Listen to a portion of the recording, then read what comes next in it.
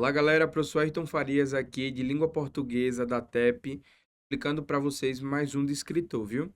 Então acompanhem comigo. Vocês vão perceber que neste descritor de número 8, a gente vai falar sobre relações de coesão e coerência. Mas, professor, o que é que significa coesão e coerência? Presta atenção, quando a gente fala sobre coesão, nós estamos falando a respeito dos elementos que ajudam, que contribuem para a ligação das ideias, de uma ideia a outra dentro de um texto. Vou dar um exemplo para vocês. Quando eu digo assim, ó, fui à praia, vírgula, mas não tomei banho de mar. Esse mas, ele surge como um elemento de coesão, de oposição, para eu atribuir exatamente a esse mecanismo que é o texto, né, que é a frase, que é a minha oração, uma ideia oposta. Então vocês vão perceber que quando a gente fala sobre coesão, a gente fala acerca desses elementos. Lembrando que não apenas conjunções são elementos de coesão. Mas à frente eu vou explicar para vocês quais são os outros elementos que fazem esses elos, ou seja, que fazem essas ligações dentro de um texto, viu? Mas acompanhe comigo esse descritor de número 8. Estabelecer relação de causa e consequência entre as partes e os elementos desse texto. O que esse descritor ele vai avaliar? Acompanhe comigo. O descritor 8 ele verifica se o aluno consegue reconhecer essas relações de causa e consequência. Estrutura um texto. Isto é, aí olhe, eu coloquei duas perguntinhas para poder facilitar a vida de vocês. Por que algo aconteceu? Que seria a causa. O que aconteceu em decorrência disso? Seria a relação de consequência. Então, vocês vão perceber que quando a gente analisa essa estrutura de causa e consequência, a gente consegue perceber tranquilamente, por meio dessas perguntas, dentro de um texto. Então, ó, o foco aqui é compreender o vínculo lógico, como eu escrevi aqui para vocês, entre partes do texto, mesmo quando ele não aparece explicitamente. Como assim, professor? Não entendi. Muitas vezes esses elementos eles estarão implícitos, ou seja, escondidos dentro do texto, e vocês vão precisar identificá-los mesmo assim. Sabe como? Acompanhe aqui. Olha que interessante. De acordo com o Saeb, dentro desse eixo coesão e coerência, né, ele exige que você identifique algumas coisas. Primeiro, as relações lógicas que conectam essas partes do texto. Depois, a progressão, por exemplo, existente em relação a esse texto. E em seguida, como os conectivos, os verbos, as expressões e até a organização das frases, elas ajudam a construir essas relações. Olha que interessante. O descritor 8, ele aparece exatamente como saber ele estabelecer a relação de causa e consequência entre as partes e elementos de um texto. Ou seja, você precisa compreender qual é a lógica interna dentro desse texto. Como é que eu posso fazer isso, professor? Primeiro, você vai identificar, ó, eu já coloquei bonitinho aqui para vocês.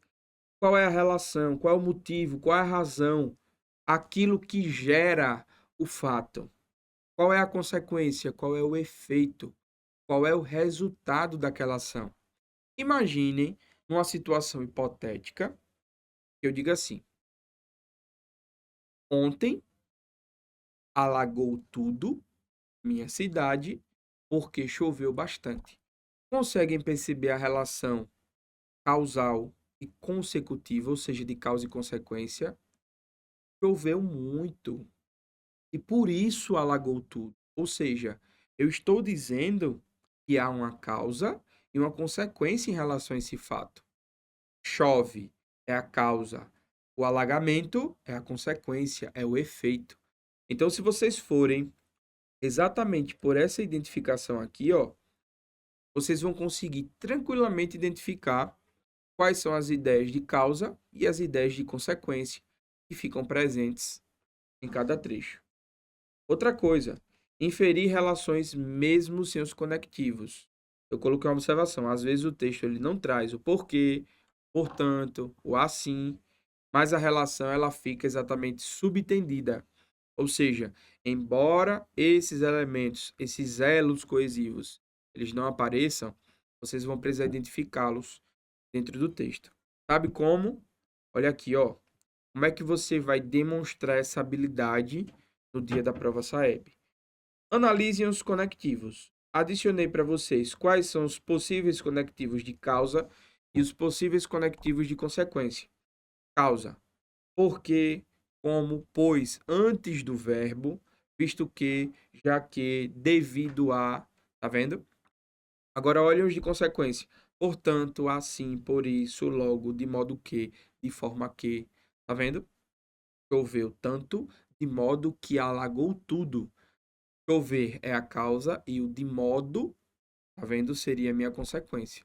Então vocês vão perceber que existe uma relação causal e uma relação consecutiva dentro dessa ideia. E ó, aqui embaixo eu ainda adicionei para vocês que é necessário reconhecer uma estrutura sintática que produz essa relação. Não estudou para a prova, por isso teve dificuldade. Tá vendo? Qual foi a causa? Ele não ter estudado para a prova. E qual foi a consequência disso? Ele ter dificuldade. Tá vendo? Então vocês vão perceber que agora, neste exemplo, eu tenho esse elemento de coesão, que seria o por isso aqui, ó. Seria o por isso.